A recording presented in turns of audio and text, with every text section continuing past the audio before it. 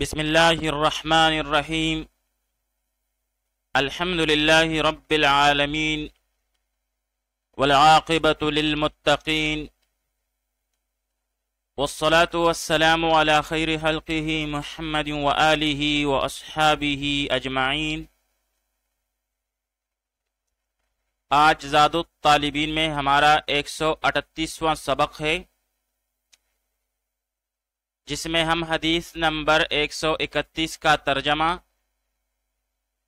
صرفی و لغوی تحقیق، تشریح اور ترکیب کے بارے میں پڑھیں گے۔ حدیث نمبر 131 ہے: لا يدخل الجنة جسد غذي بالحرام۔ لا يدخل الجنة جسد غذي بالحرام۔ لا يدخل نہیں داخل ہوگا، الجنت جنت میں، جسد ایسا جسم، غذی جو پرورش پایا گیا ہو، بالحرام حرام مال کے ذریعے سے۔ لا يدخل نہیں داخل ہوگا، الجنت جنت میں، جسد ایسا جسم، غذی جو پرورش پایا گیا ہو، بالحرام حرام مال کے ذریعے سے۔ اب یہاں پر جسد بمعنی بدن انسانی، اور جمع اس کی اجساد آتی ہے۔ پھر باب نصر ینصرو سے جسد یجسد جسدن بمعنی جسم پر مارنا، اور باب سمع یسمعو سے جسد یجسد جسدن بمعنی خون کا خشک ہونا اور یا خون کا چپک جانا۔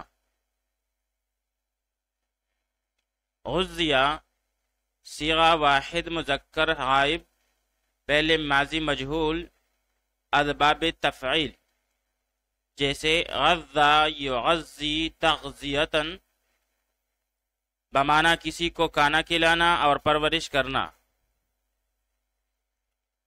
پھر مجرد میں باب نصر ینصرو سے مستعمل ہے، جیسے عزا یعزو عزوا بمعنی کھانا کھلانا۔ آئیے اب اس حدیث شریف کی تشریح پڑھ لیتے ہیں۔ اس حدیث شریف میں ہمارے لیے رزق حلال کی اہمیت کے بارے میں فرمایا گیا ہے، جس کا خلاصہ یہ ہے کہ جس شخص کی حرام مال سے نشوونما ہوئی ہے تو ایسا شخص جنت کے اعلیٰ درجات میں داخل نہیں ہو سکے گا۔ علماء کرام نے لکھا ہے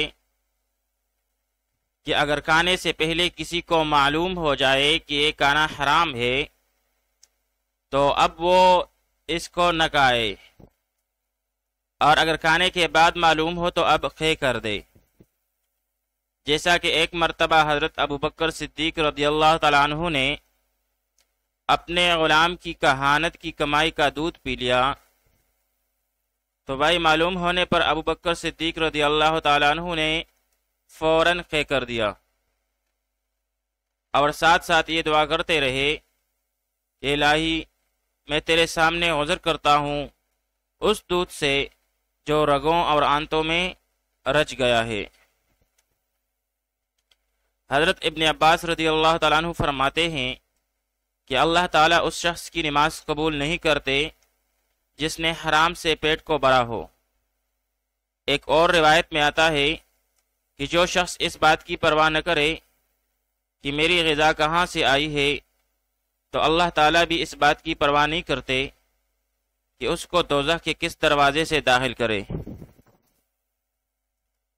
پھر علماء کرام نے اکل حرام یعنی حرام کی کمائی کھانا، اس کے لیے کفارہ یہ بتلایا ہے کہ اگر کسی نے حرام مال کھا لیا ہو تو اب اس کے لیے یہ ضروری ہے کہ وہ سچے دل سے ندامت اور شرمندگی کے ساتھ توبہ کر لے اور دعا کرتا رہے کہ اللہ تعالیٰ اس کو معاف فرما دے۔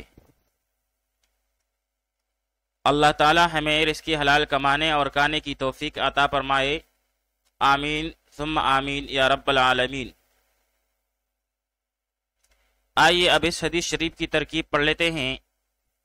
لا يدخل فعل مضارع منفی معلوم، الجنت منصوب بالفتح لفظا مفعول فیہ، جسد موصوب، غزیہ پہلے مضارع مجہول اور اس میں ہوا ضمیر مستتر جائز الاستتار، اس کے لیے نائب الفاعل، بالحرام با جارہ الحرام مجرور، پھر جار مجرور مل کر یہ متعلق ہوا غزیہ فعل کے ساتھ، پھر فعل اپنے نائب فاعل اور متعلق کے ساتھ مل کر جملہ فعلیہ خبریہ ہو کر یہ صفت ہوئی ماقبل موصوف کے لیے، پھر موصوف صفت مل کر یہ فاعل ہے لا يدخل فعل کے لیے، پھر فعل اپنے فاعل اور مفعول فیہ سے مل کر جملہ فعلیہ خبریہ ہوا۔